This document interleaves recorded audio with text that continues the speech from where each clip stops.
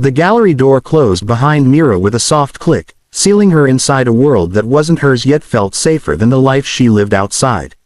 The air smelled faintly of old paper, dried paint, and forgotten dreams, exactly what she needed today. Her shoulders sagged as she let out a breath she'd been holding since morning. Finally, she murmured, brushing a strand of hair behind her ear.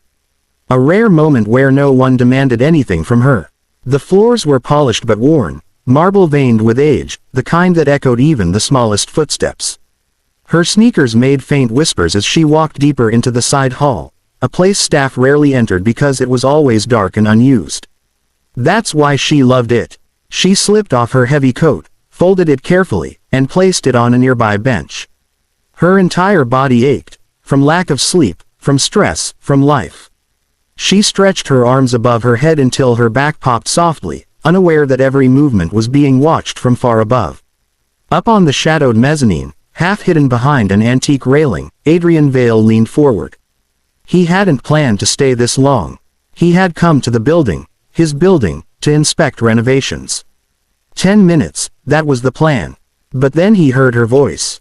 A soft, involuntary hum, light, airy, heartbreakingly tired.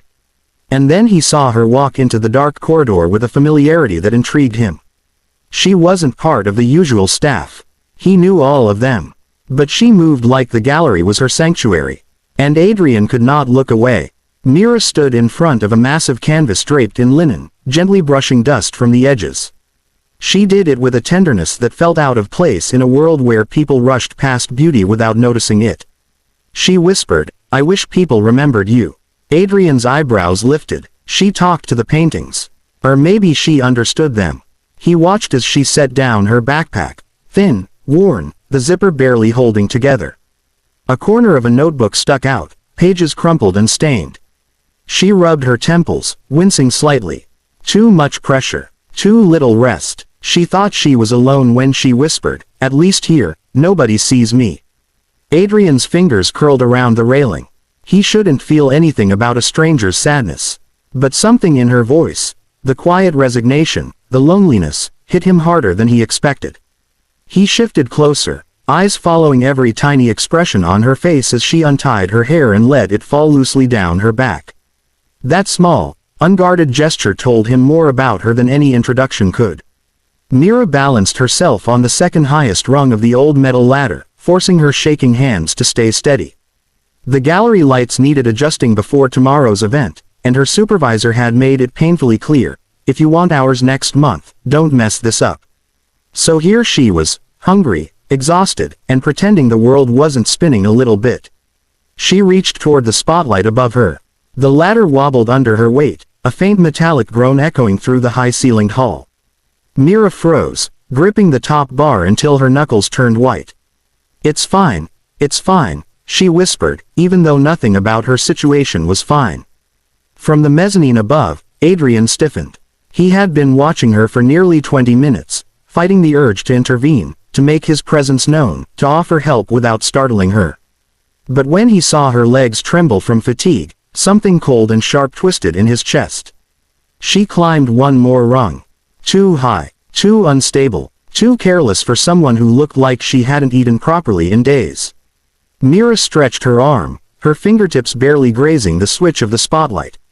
Her other hand held the ladder, though her grip was getting weaker. She exhaled slowly, willing her body to behave. One more inch. She shifted her weight, and that was all it took. A loud snap burst through the silent hall as part of the old wooden frame leaning against the wall cracked under some unseen pressure. Startled, Mira jerked backwards, and her foot slipped off the rung. She gasped. A small, terrified sound. In the balcony above, Adrian reacted before he could think. He spun around, sprinting across the railing, his footsteps echoing like thunder as he raced down the spiral staircase. His heart pounded so violently it nearly drowned out the sound of the ladder wobbling. Mira clung desperately to the sides, her breath coming in quick, panicked bursts. The ladder steadied, but she didn't. Her knees shook as she stepped down one rung at a time, her hands trembling uncontrollably.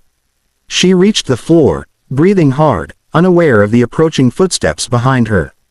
She whispered to herself, voice trembling, "Just my luck, always almost falling." When she turned around, she froze. Standing a few feet away was a man she'd never seen before. Tall, impossibly composed, his tailored suit contrasted sharply with the dusty gallery. His eyes, gray, intense, were fixed on her with a mix of alarm and something deeper, something she couldn't name. "You could have fallen," he said, his voice low and controlled. But there was a raw, almost dangerous urgency beneath the words. Mira blinked at him, heart still racing. "Who are you? This area is closed." He didn't step closer. He didn't look away. "I know," he replied softly. "I was watching." Her breath hitched. Watching. Her world shifted, just a little, because something in the way he said it felt less like a threat and more like a confession. Myra's pulse thudded in her ears as she stared at the stranger. "You're not supposed to be here," she said cautiously. "I mean, this part of the gallery is off limits." Adrian's expression softened, but his eyes remained steady. He took a slow, deliberate breath, as if choosing his words carefully. "I'm not just here by accident," he said. "I own this building, the gallery, the floors above, everything." Her eyebrows shot up. She opened her mouth, but no words came. For a moment, the reality of the situation collided with everything she thought she knew about strangers and safety. "You own this place?" Her voice was barely audible, tinged with disbelief. "Yes." Adrian shifted slightly, resting one hand lightly against the railing behind him. "I wasn't expecting anyone to be up here. Certainly not you." Myra's gaze dropped to her hands, suddenly aware of their tremble. She felt exposed, like a secret she hadn't even realized she was keeping had been laid bare before him. I wasn't doing anything wrong," she stammered. "I was just checking the lights, making sure everything was ready for tomorrow." "I know," he replied gently, stepping closer, but not too close, respecting her invisible boundary. "I wasn't judging you. I just saw you. You looked tired, overwhelmed. I've seen enough people hide behind smiles and perfection. But you didn't even notice anyone was here." Her cheeks warmed, a mix of embarrassment and something else she couldn't name. She wanted to look away, to pretend she didn't care, but his attention was magnetic, impossible to ignore.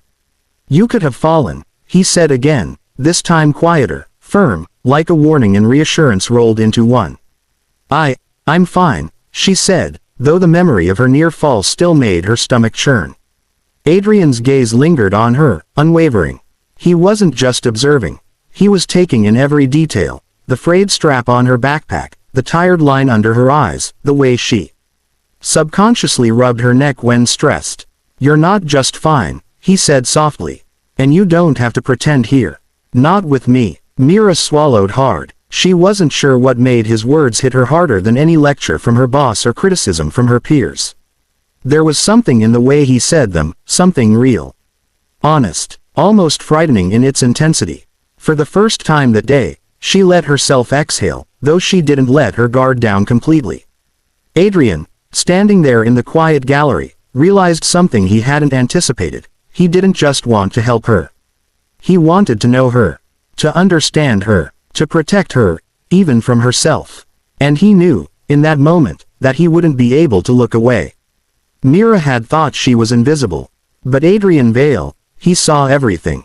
The gallery felt suddenly smaller, as if the walls themselves leaned in to watch. Mira crossed her arms, instinctively trying to shield herself from the intensity in Adrian's gaze. Every instinct in her screamed caution. This man was a stranger, a powerful stranger, and yet, there was something in the way he looked at her that made it impossible to turn away. "You're trembling," he said quietly, his voice cutting through the heavy silence. Mira looked down, embarrassed. "It's nothing," she muttered, though her fingers curled around her coat strap, betraying her nerves. "It's not nothing," he replied softly, taking a careful step closer. Not too close, not threatening, but close enough that she could feel the warmth of his presence. His eyes didn't look at her like the world did, with judgment or dismissal, but with something rarer, understanding.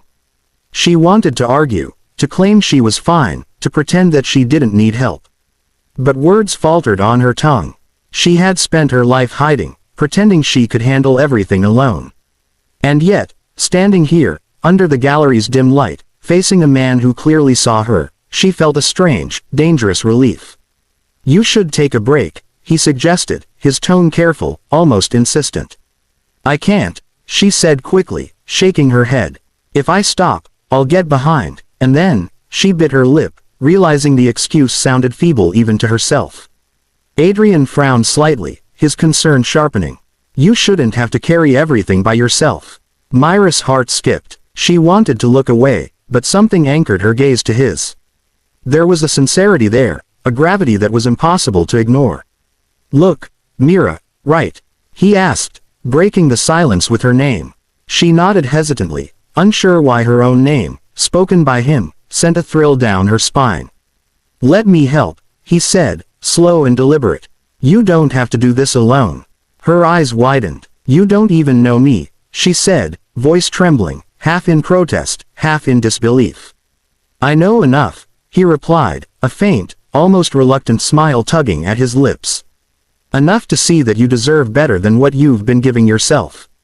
For a moment, the gallery seemed to hold its breath. The sunlight slanting through the dusty windows caught the edges of her hair, making it glow like a halo. The paintings around them, usually so still, seemed to lean closer as if sharing in the quiet intensity between them. Adrian studied her, memorizing every detail, the subtle tension in her shoulders, the flicker of vulnerability in her eyes, the way she exhaled when she thought no one was watching. And then he realized it. This wasn't mere curiosity. It wasn't a fleeting concern. It was something deeper, something magnetic, impossible to ignore.